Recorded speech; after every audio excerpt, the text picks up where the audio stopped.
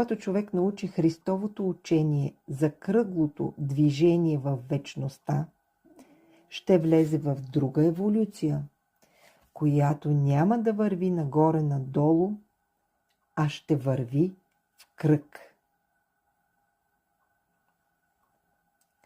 От друга страна, учението на духа е учение реално, което съвременните хора отказват.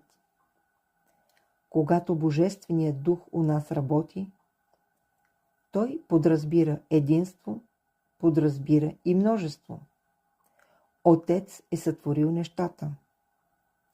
Духът е множество от единия и другия полюс, а Христос представлява соковете, които постоянно текат от дървото на живота. Духът представлява условията, в които живеем.